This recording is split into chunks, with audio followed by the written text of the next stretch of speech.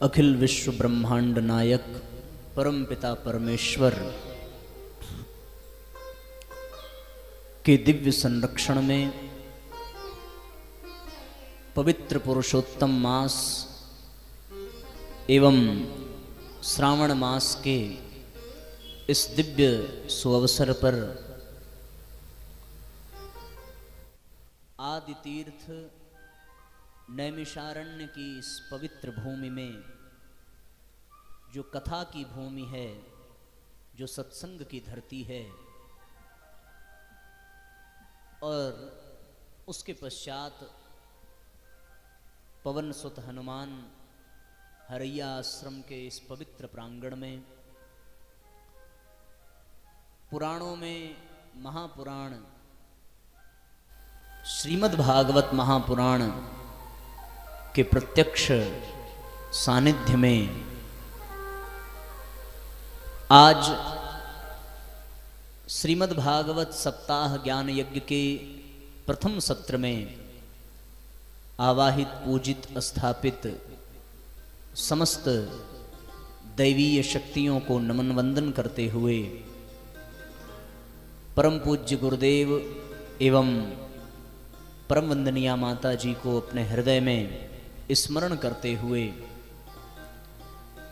यहाँ उपस्थित मुख्य यजमान के रूप में हमारी बड़ी बहन श्रीमती आरती दीदी एवं आदरणीय भाई साहब जो मुख्य यजमान के रूप में यहाँ उपस्थित हैं अपने बंधु बांधवों परिकरों के साथ ही इस प्रांगण के अध्यक्ष परम पूजनीय आदरणीय गुरुजी एवं इस आश्रम के सभी गणमान्य कार्यकर्ता एवं सहयोगी पूजनीय संतवृंद,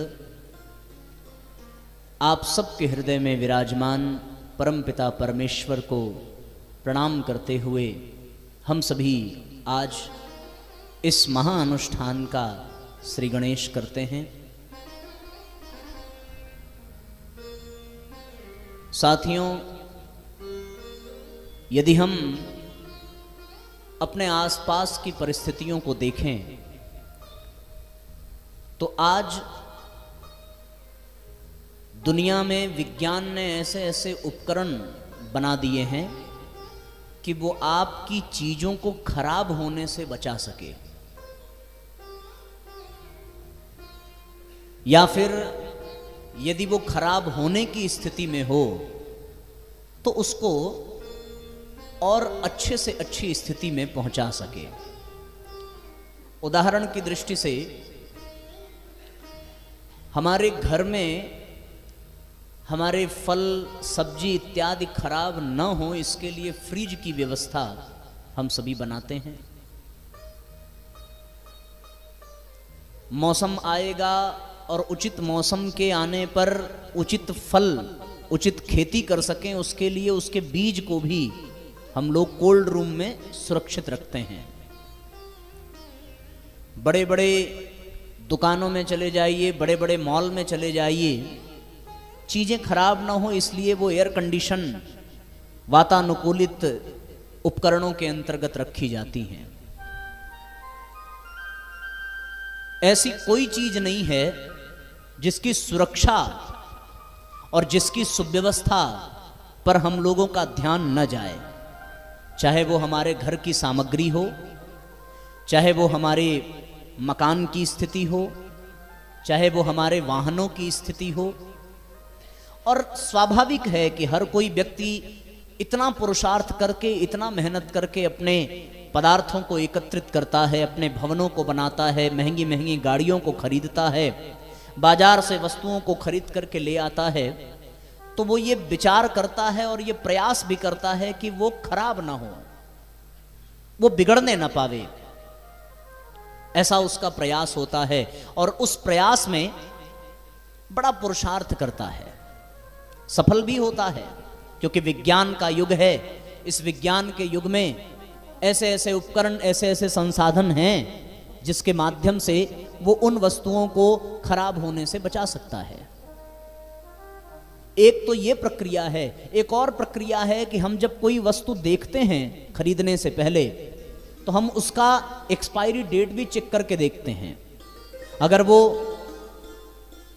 खराब होने की स्थिति में है तो फिर हम उसको नहीं लेते। हाँ, उसका वारंटी पीरियड हो, उसकी एक्सपायरी डेट अभी बहुत दिन बाद हो, तब हम उन पदार्थों को खरीदते हैं और उसका उपयोग करते हैं। उपयोग करते हैं तो उपयोग में भी ये ध्यान रहता है कि इतने दिनों में ये खराब हो जाएगी, इसे बचाया नहीं जा सकता, इसलिए हम लोग उसको उस अवधि से पहले ही उसका उपयोग कर लें, जिससे कि समय रहते ही उसका पूरा लाभ हमें प्राप्त हो सके। हम जिस ओर इशारा करने के लिए ये भूमिका बना रहे हैं, उसको आप बहुत गहराई से और बहुत एकाग्र चित्त होकर के समझने का प्रयत्न करिएगा। हमने अभी तक केवल दो बात कही है। एक ये कहा कि हम किसी भी चीज को लेते हैं तो उसको खराब होने से बचाते हैं, और यदि उसको बचाने में सफल नहीं हो रहे हैं तो उसके खराब होने से पहले ही उसका उपभोग अच्छे से कर लेते हैं, ताकि उसका पूरा लाभ हमें प्राप्त हो जाए। कई ऐसे भी होते हैं कि यदि कोई दवाई एक्सपायर होने वाली है, उनको कोई रोग नहीं है, तो हमने ऐसे भी लोगों को, ऐसी माताओं को देखा है कि ये 1-2-4 दिन बाद एक्सपायर हो जाएगी, वो खराब ना हो जाए इसलिए वो दवा भी खा लेती हैं कि अब तो इसे फेंकना ही है, तो इसको वो ग्रहण कर लेती हैं एक्सपायर होने से पहले ही। ऐसा भी हमने देखा है और सुना है। उसी प्रकार साथियों, जिस प्रकार से हम वस्तुओं को खराब नहीं होने देना चाहते, जिस प्रकार हम वस्तुओं को खराब होने से पहले उपयोग कर लेना चाहते हैं, उसी प्रकार हमें ये जीवन प्राप्त हुआ है। इस जीवन की भी अपनी एक एक्सपायरी डेट है। एक निश्चित अवधि के बाद ये जीवन भी बिगड़ जाएगा, ये जीवन भी खराब हो जाएगा। हम लोग वस्तुओं को, पदार्थों को बचाने के लिए रेफ्रिजरेटर की, कोल्ड रूम की आदि आदि उपकरणों की व्यवस्था बना लेते हैं। दूध ना खराब हो इसलिए उसे बार बार उबालते रहते हैं। वो खराब हो उससे पहले ही उसकी दही बनाने का प्रयास करते हैं।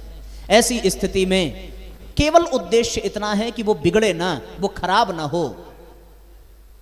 उसी प्रकार साथियों, हर चीज को बचाने की ओर मनुष्य का ध्यान जाता है, पर इन वस्तुओं को बचाने में वो इतना उलझ गया कि वो अपनी एक्सपायरी डेट को भुला बैठा है। वो अपने आप को बचाने के लिए अपने आप का पूर्ण रूपेण उपयोग करने में पीछे हो जाता है, उसका ध्यान भटक जाता है। और ऐसी स्थिति में परिणाम यह निकल करके आता है कि जब उसका ध्यान इस ओर जाता है कि अब उसका जीवन एक्सपायर होने की कगार पर है, तब तक समय निकल चुका होता है और उसका जीवन खराब हो जाता है। वो वक्त रहते उस समय को पहचान नहीं पाता। आज हम सभी जब यहां 7 दिवसीय अनुष्ठान के लिए एकत्रित हुए हैं, तो ये अनुष्ठान, ये सारे धार्मिक कृत्य एक ही ओर इशारा करते हैं कि लाइफ एक्सपायर हो जाए, जीवन समाप्त हो जाए, उसे बिगड़ने से हम बचा न सकें, उसके पूर्व इस जीवन का अच्छी तरीके से उपयोग किया जा सके, जिससे कि ये जीवन जिस लिए मिला है वो लक्ष्य हम सबको प्राप्त हो सके। यदि उस लक्ष्य को पाने से पहले ही ये जीवन खत्म हो गया, खराब हो गया, बिगड़ गया, तो फिर हमें केवल और केवल पश्चाताप के सिवा कुछ भी प्राप्त होने वाला नहीं है। न जाने फिर ये जीवन कब मिलेगा, न जाने कब ये मनुष्य शरीर मिलेगा।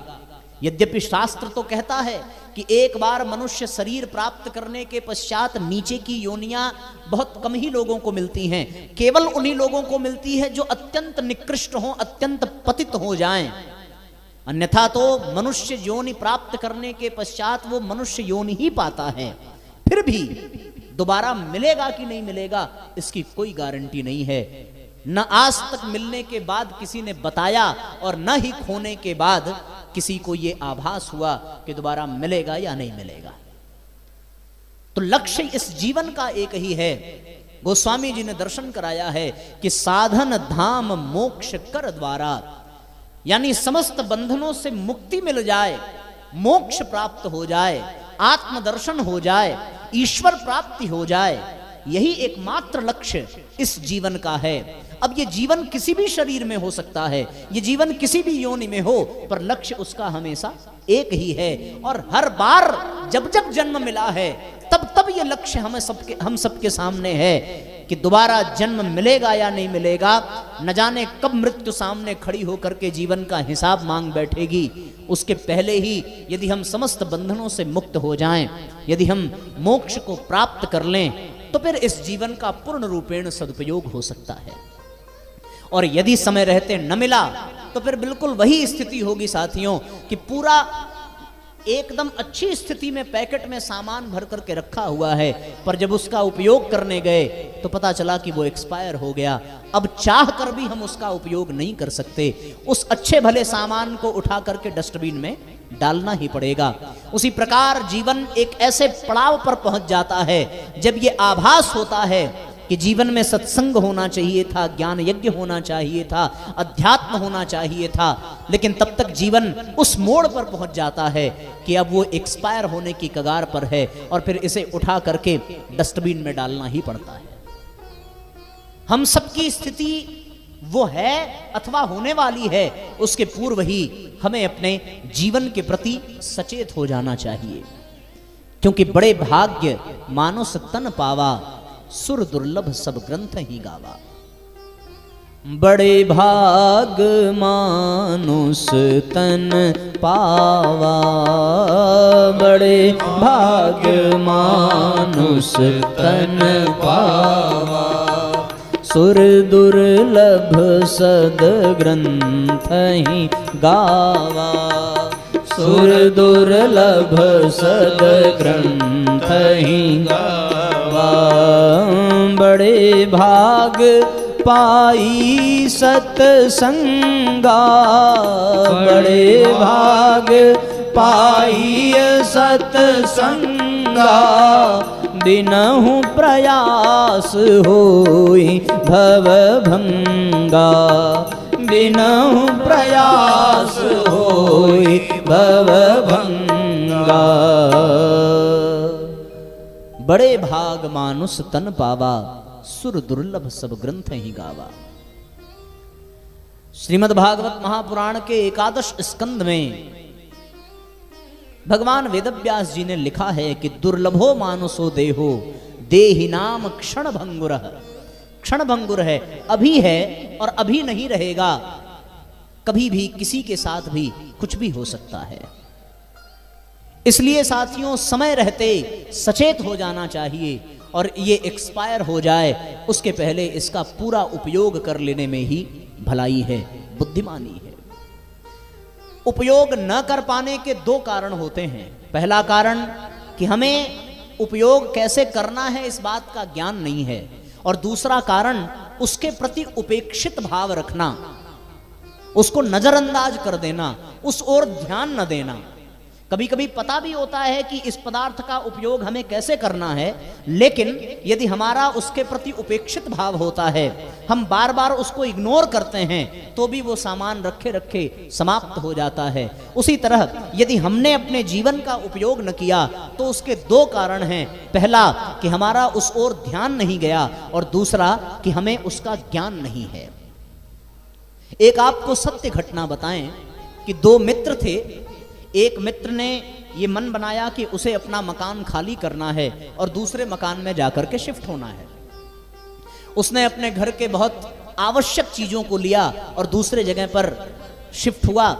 बाकी घर के जो सामान थे उन सभी सामानों को उसने अपने मित्र के घर छोड़ दिया, ये कह करके कि मैं सेटलमेंट हो जाऊंगा, सेटलमेंट अपना हो जाएगा, उसके बाद बची हुई सामग्री आराम से लेकर के जाएंगे। उसमें उसने जो सामग्री अपने मित्र को दी, उसमें उसके द्वारा दी गई एक बड़ी सुंदर सी बांसुरी थी। उस बांसुरी को देते हुए उसने अपने मित्र से कहा कि भैया ये हमारी बड़ी प्रिय वाद्य यंत्र है, इसको बहुत संभाल करके रखना। बाकी सामान यदि बिगड़ जाए, खराब हो जाए तो उतनी चिंता की बात नहीं है, पर बांसुरी को संभाल करके रखना, क्योंकि इसके लिए अभी मैं समय नहीं दे पा रहा हूं। अब उस मित्र ने सोचा कि ये बड़ी मूल्यवान चीज है, बांसुरी है, उसकी बड़ी प्रिय है, इसलिए इसे बहुत संभाल करके रखना चाहिए, तो ये संभाल करके तभी रखी जा सकती है जब इसे किसी जिम्मेदार व्यक्ति के हाथों दिया जाए। उसे याद आया कि सबसे जिम्मेदार घर में मेरी माँ है, वो जो सामान संभाल करके रखती है उतना अच्छे से कोई नहीं रख सकता।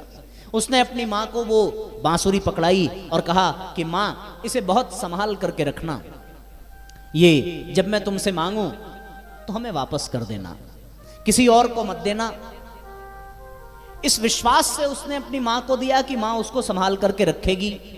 पहले जमाने में चूल्हे पर भोजन बनता था और भोजन में आग को तेज करने के लिए, फूंक मारने के लिए फुकनी का उपयोग होता था। आप लोगों ने भी किया होगा। मां को उस दिन जल्दबाजी थी, फुकनी मिली नहीं। उसको याद आया कि बेटे ने जो दिया है उसकी भी आकृति बिल्कुल वैसी ही है। वो दौड़ करके गई, अलमारी में से लेकर के आई और चूल्हे पर फूंकने की कोशिश करने लगी। उसके जो छेद बने हुए थे उन छेदों में से बार बार हवा निकल जाती, तो उसने अपनी उंगलियों से उन छिद्रों को बंद किया और फूंकना प्रारंभ किया, तो उसमें से मधुर आवाज भी निकली और फूंकने का काम भी हो गया।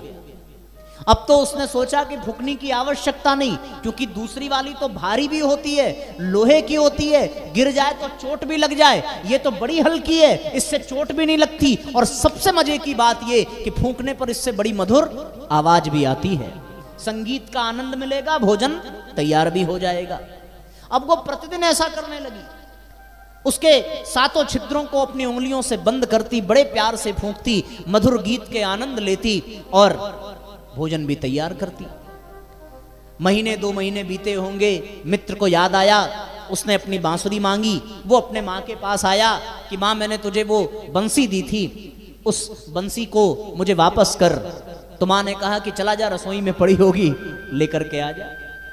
अब वो रसोई में गया तो फिर वो बांस की बंसी जिस स्थिति में दी गई थी उस स्थिति में अब नहीं थी, क्योंकि अब उसमें कुछ धुएं की राख लग गई, अब उसमें कुछ कालापन आ गया, अब उसके कुछ छिद्र मुद गए, अब वो थोड़ी मैली हो गई, अब वो मधुर आवाज उससे नहीं आती। कभी गिरते हुए कहीं उसमें दरार भी पड़ गई। उसने अपनी माँ से पूछा, माँ तूने ये क्या कर दिया?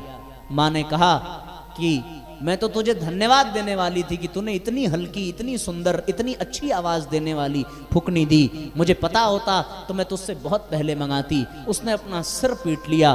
उसे यह आभास हुआ कि यदि आज माँ को बंसी का परिचय पता होता, इसे ये ज्ञान होता कि बंसी क्या है, तो आज इस बंसी को ये धुआं फूकने में न उपयोग करती, बल्कि इस बंसी की पूजा करती। क्योंकि ये वही बंसी है जिसके बजने मात्र से सारी गोपियां घर बार छोड़ने को तैयार हो जाती हैं। ये वही बंसी है जो अधरों पर पड़ जाए तो फिर भगवान शिव नृत्य करने लगते हैं। ये वही बंसी है जिसके बजने से अचानक सारे ग्वाल वालों ने एक साथ गोवर्धन उठाने की हिम्मत जुटाई।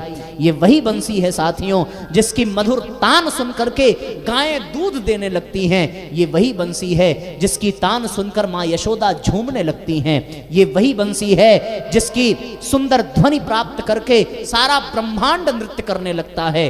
पर ये सारी बातें उस माँ के लिए कोई महत्व नहीं रखती हैं, क्योंकि उसे तो उस बंसी के बारे में कुछ पता ही नहीं है।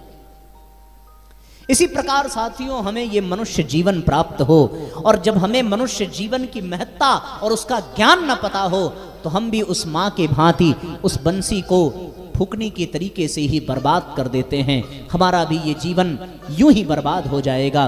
वो बंसी फूकने में बर्बाद हो गई और ये जीवन हमारा एक दिन अपने आप चिता पर फूक जाएगा और हम लोग अंत में केवल पछताते रह जाएंगे।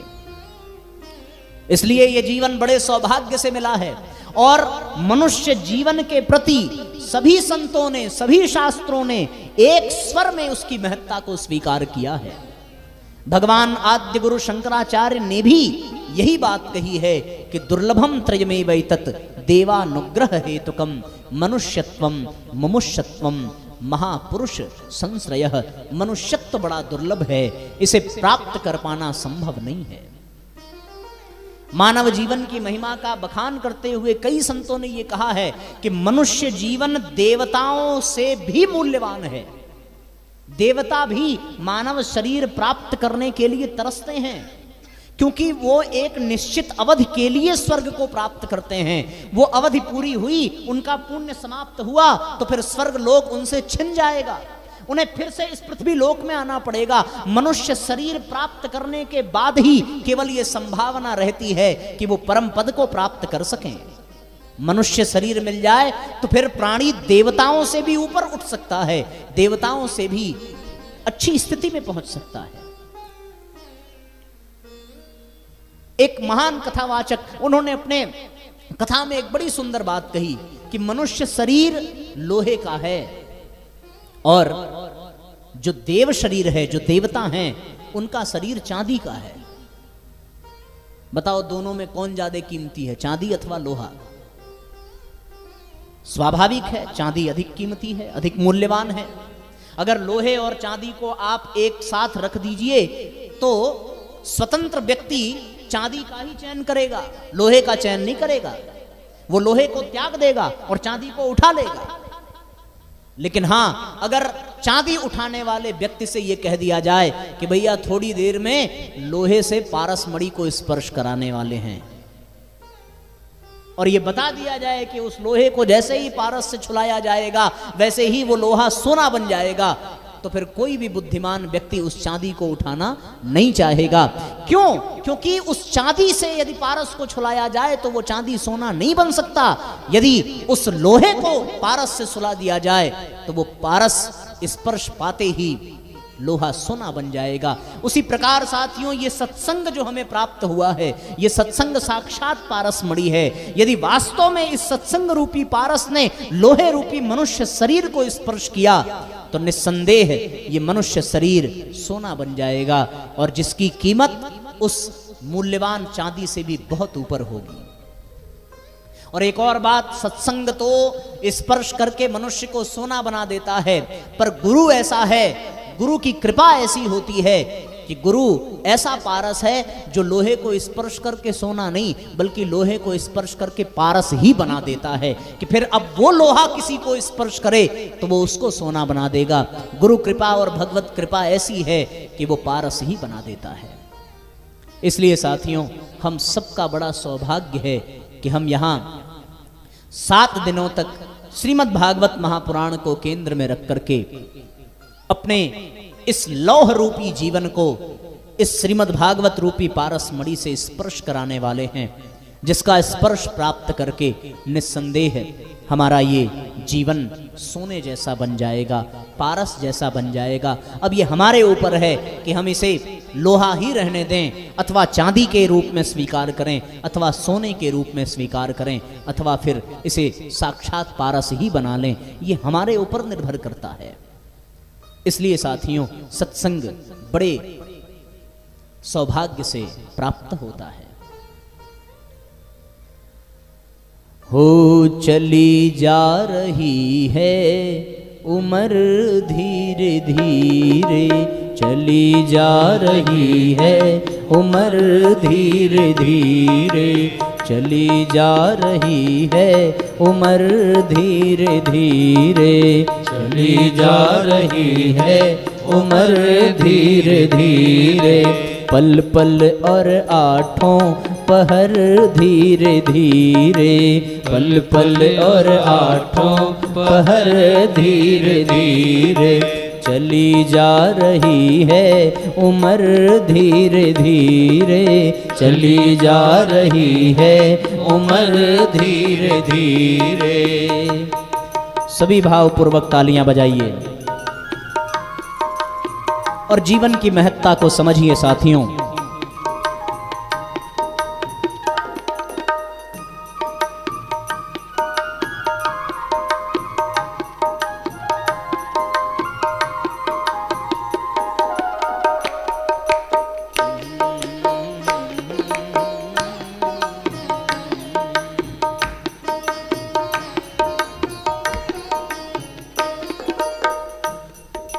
बचपन भी जाए जवानी भी जाए, बचपन भी जाए जवानी भी जाए, बचपन भी जाए जवानी भी जाए, बचपन भी जाए जवानी जवानी भी जाए। बुढ़ापे का होगा असर धीरे धीरे, बुढ़ापे का होगा असर धीरे धीरे। चली जा रही है उम्र धीरे धीरे, चली जा रही है उम्र धीरे धीरे।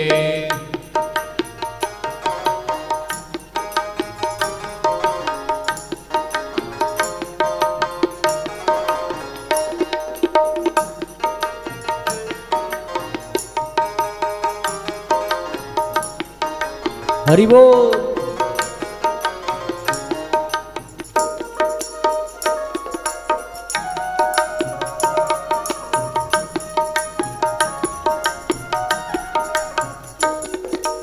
ओ तेरे हाथ पाँव में बल ना रहेगा, तेरे हाथ पाँव में बल ना रहेगा। तेरे हाथ पाँवों में बल ना रहेगा, तेरे हाथ पाँव में बल ना रहेगा।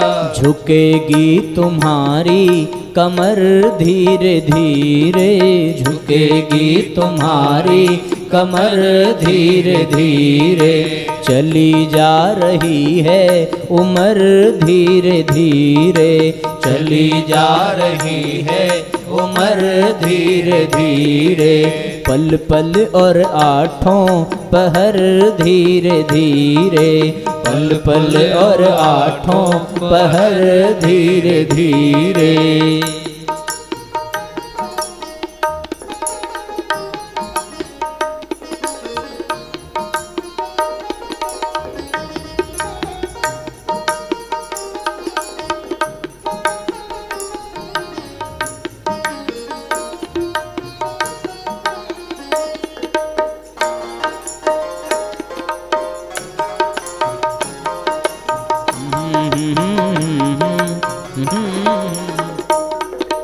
शिथिल अंग होंगे सब एक दिन तुम्हारे, शिथिल अंग होंगे सब एक दिन तुम्हारे। शिथिल अंग होंगे सब एक दिन तुम्हारे, शिथिल अंग होंगे सब एक दिन तुम्हारे। तेरी मंद होगी नजर धीरे धीरे, तेरी मंद होगी नजर धीरे धीरे। चली जा रही है उम्र धीरे धीरे, चली जा रही है उम्र धीरे धीरे।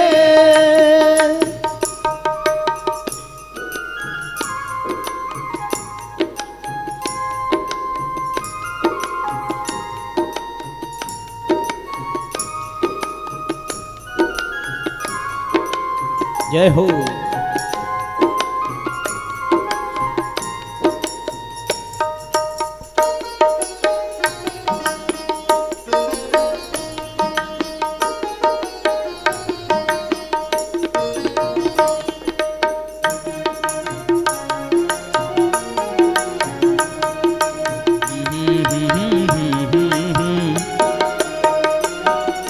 बुराई से अपने तू मन को हटा ले, बुराई से अपने तू मन को हटा ले।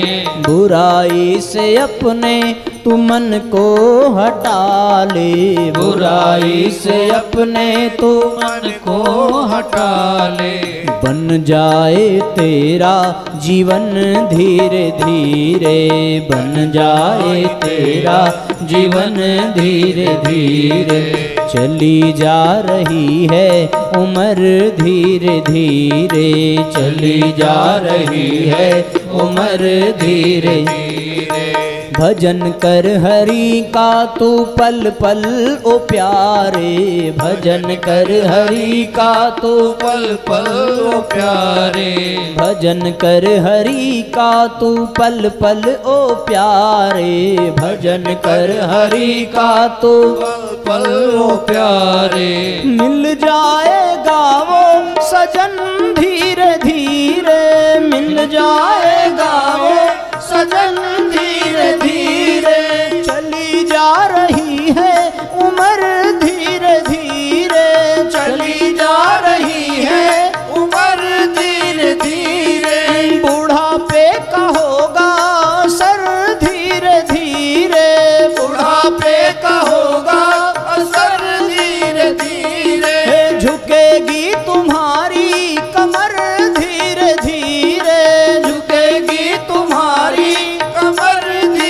धीरे मिल जाएगा वो सजन धीरे धीरे, मिल जाएगा वो सजन धीरे धीरे बन जाए तेरा जीवन धीरे धीरे, बन जाए तेरा जीवन धीरे धीरे, मिल जाएगा वो सजन धीरे धीरे, मिल जाएगा वो सजन धीरे धीरे। बोलिए बाबा विश्वनाथ की, बोलिए श्रीमद्भागवत महापुराण की जय। तो साथियों, हमें ये जीवन, ये अवसर, ये सौभाग्य इसलिए प्राप्त हुआ है कि हम अपने जीवन को पारस बना सकें, हम अपने जीवन को धन्य बना सकें। क्योंकि आज पहला दिन है और हमें ये लगता है कि बड़े उठा पटक और बड़े उथल पुथल और बड़ी विषम परिस्थितियों में इस कार्यक्रम की योजना बनी है और बड़ी मुश्किल से भगवान की बड़ी कृपा है कि हम लोग इसको प्रारंभ कर पा रहे हैं। जिस हिसाब से स्वास्थ्य का बिगड़ना, अशुभ घटनाएं घटना और फिर आज आपने बताया कि गाड़ी में इस तरीके से परेशानी आई और अभी हमारे ब्राह्मण देवता बता रहे थे कि पूजन में भी शायद स्वास्थ्य कुछ बिगड़ा। ये सारी परिस्थितियों को देखते हुए लगता है कि फिर भी भगवान का संरक्षण, भगवान का सानिध्य है और हम लोग सब लोग भगवान की छत्र छाया में, इस पवित्र प्रांगण में और इस दिव्य तीर्थ में। हमारे एक परिचित हैं, उन्होंने कहा कि नैमिषारण्य तीर्थ वो है जिनके ऊपर वहां वही पहुंच सकता है जिनके ऊपर तीन की कृपा हो। पहला तो भगवान की कृपा हो, दूसरा उनके गुरु की कृपा हो और तीसरा उससे भी महत्वपूर्ण कि उनके पीतरों की कृपा हो।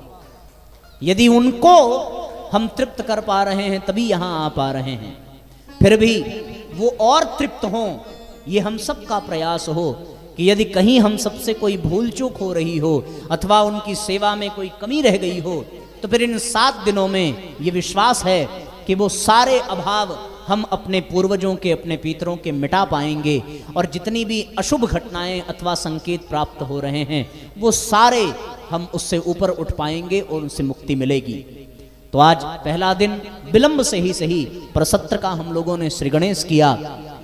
भागवत महात्म्य के प्रारंभिक प्रथम श्लोक का गान करके भगवान श्री हरि के चरणों में प्रणाम करके आज के सत्र को संक्षेप में ही समेटें। और कल से समय क्या रहेगा? 5 बजे से ठीक रहेगा? हाँ, 4 बजे से। तो कल से हम लोग जो है सायं 4 बजे से लेकर के 7:30 बजे तक, जब तक मंदिर के नीचे आरती का समय नहीं हो जाता तब तक हम लोग 4 बजे से लेकर के 7:30 बजे तक अथवा 8 बजे तक विस्तार से सत्संग का और भागवत के कथा का, महापुराण का दिव्य आनंद प्राप्त करेंगे। कमर सीधी कर लें, भावपूर्वक परमपिता परमेश्वर को स्मरण करें और भागवत महात्म्य के प्रथम श्लोक का गान करेंगे। एक बार हम बोलेंगे और उसके पश्चात आप सब दोहराएंगे। सच्चिदानंद रूपाय सच्चिदानंद रूपाय विश्वोत्पत्त्यादि हेतवे विश्वोत्पत्त्यादि हेतवे तापत्रय विनाशाय तापत्रय विनाशाय श्रीकृष्णाय वयं नमः। श्रीकृष्णाय वयं नमः।